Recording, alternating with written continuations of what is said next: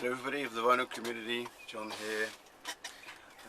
This is going to be my answer to Richard McCook's 10 questions, the second lot of 10 questions.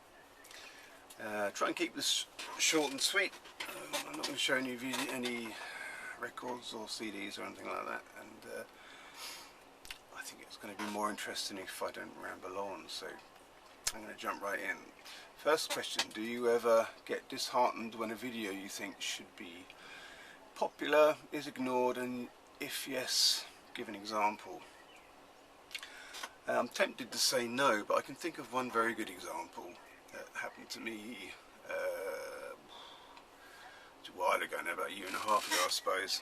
I think it was sort of during the lockdown time, if I remember rightly. There were a lot of threads passing around in the VC, and I think I can't even remember what it was, but I put out one thread, and I don't think anyone jumped on it, not a single person, and that kind of bothered me. It shouldn't do really, I suppose, but I felt, well, a lot of the people that I sort of would naturally support on threads, at the very least somebody else might have made an attempt to either make a response video or make an interesting reply in my comments section, but they didn't. I can compare it to a little bit like being somebody in the crowd, and you know, when somebody wants to do crowd surfing, you put your hands up and you catch them when they dive into the crowd or something, and then when it's your turn, people just sort of turn their backs and you fall flat on the floor. I mean, that's extreme, but that's an example. So, but I'm not gonna get bitter about it. It bothered me for a while. I let it go past. It does make me think twice now before I post anything like that now, because I think, you know, it's no fun to be left hanging, is it? And I wouldn't leave anybody else hanging. But yeah, I can't control what other people do. Number two, how often do you check your subscriber count? Very seldom. I don't have a sort of regular time slot when I do, but it's not something I think about. I don't look every day, or I couldn't even tell you how many subscribers I've got now. I know it's 600 and above, but I don't know how far above it is. So I don't really. It's not what I do it for. How often do you ask people to hit the subscriber button? Never. Don't think I've ever done it. If I have ever done it, it was such a long time ago that I can't remember, but it's not really something that I would do. As a British person, I just think that we're kind of instinctively raised not to ask for things, but to wait until we're offered, and it just goes against every sort of part of you to sort of go asking for things.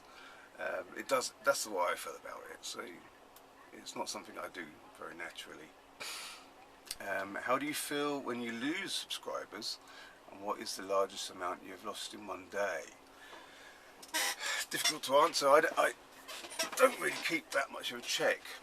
There was a time, I think, if you notice, you know, when you pass maybe a particular milestone, 100 points, so 300 or 400, if you sort of think about, you know, maybe celebrating that and having a contest or something, it's always a good idea to wait until it's like 105 or something like that, because often or not you'll notice that one day you're on 300 and you think, yes, great, and then you look back and the next day it's down to 294 again, you know, and it goes back and forth like that. So, but yeah, it's not really something I pay much attention to. 5, how do you feel when people comment on your video and they obviously haven't watched it? For example, a comment comes in for a 15-minute video 1 minute after it has been uploaded. I've never really thought about that. No, I don't. It's never really considered it. I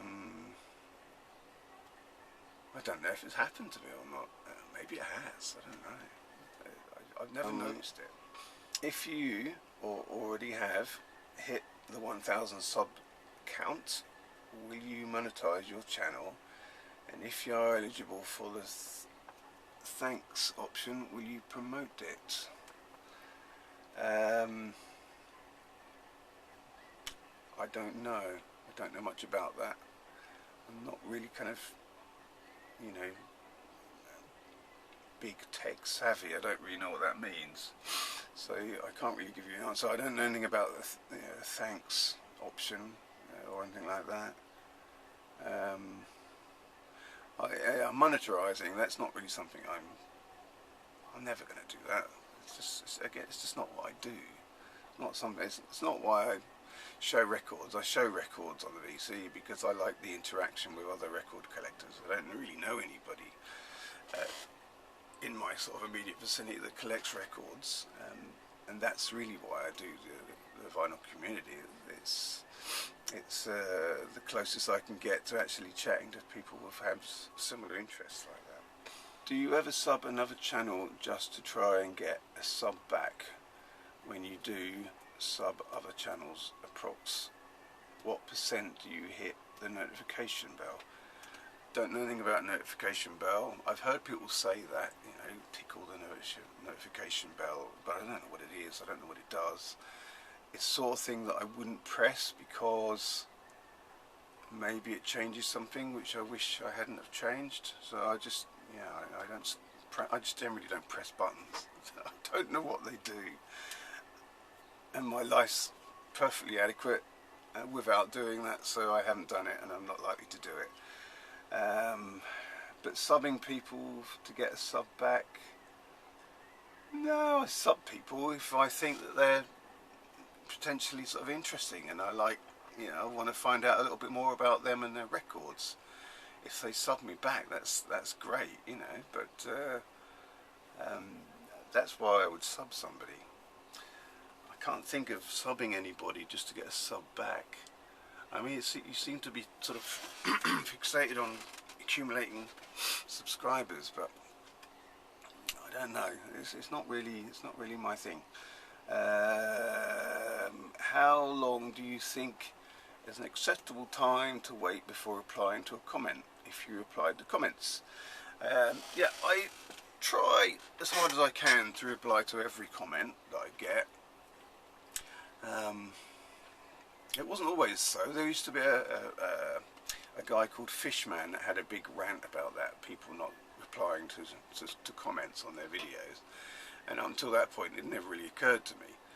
So now, yeah, from that point, I kind of understood what he was getting at. So now I do make a point of replying to people's comments, even if it's just a sort of 2 or 3 thanks for watching or something like that, 2 or 3 words. But I try and write more than that. But I don't feel compelled to sort of do it quickly or instantly or anything like that. I'm a bit like you, Richard. I don't use my mobile phone to do this.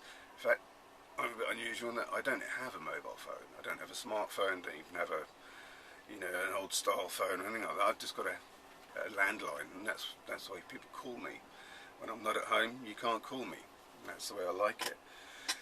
So I do things on my computer, my laptop, and I've got a workstation here, and I don't feel compelled to give a quick answer. What I do generally is, when I make a new video, I'll go back to my old video that I made last time and make sure that I answer all of those, and that works out quite well because it means it's almost giving a signal to people like, oh, John's in town again. Maybe he's got a new video coming out or come out, you know. So I always feel that maybe my answer to their last comment prompts them to go and look at my next video. That's the way I do it. I don't feel compelled to sort of do it quickly, unless it is an ongoing conversation, and then, you know, then I don't even think about it. You just kind of answer, don't you, and as soon as you can. Do you like RSD? And if so, After buying record store day items, do you feel the need to show them immediately in the car after leaving the shops? Or can you wait to get home and open them before showing? Yeah, I'm probably a little bit different on the record store day thing too. When I started doing record store day, my perception was anyway that it was less about these new reissues of things on coloured vinyl and that sort of stuff, and it was more about supporting record stores.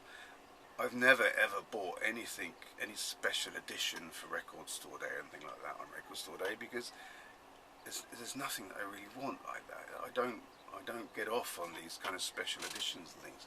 And what I do really like is going to the record stores on record store day, and if they've got a good deal, like maybe they've got 50% off on their inventory or something, then I fill my boots. You know, I like to spend big and get stuff at a dramatically reduced amount, and that's always really cool. No, I would wait until I get home and listen to what I've got and then show, I think maybe the next day or two, what I got. But it's been a while, I haven't really done it for a while. Do you enjoy participating in watching collaboration videos? But do you get put off watching them if they go beyond the 1 or 2 hour mark? I've watched 1 or 2, not that many. 1 or 2 people have asked me if I'd like to kind of make such a video with them. I think Simon Dale asked me once, and James Griffiths as well, and I think 1 or 2 other people, but I'm not really in a place at the moment where I can kind of commit to such a thing. Sounds a bit self-indulgent, but no, I mean, my head's everywhere at the moment, and I just can't really afford the time or the effort into doing something like that, because I just can't commit to it. There's so many other things in life going on right now. I can't do it. It's not that I'm not interested in doing it, but I just don't have the whatever it takes to be deeply involved in such a project. And I watch 1 or 2, but yeah, if they're particularly long, I'm not really that interested in watching too much. Sorry, not a very good answer, is it? But there you go. And bonus question: do you check your previous video just to make sure you're not wearing the same shirt? That's a cool one. I think I probably do, subconsciously, and there have been times where maybe I've made more than 1 video in 1 day, and I'll make an effort to even change my shirt and comb my hair, so it doesn't look like I've made it 2 days in a row and wearing the same shirt. You know what I mean?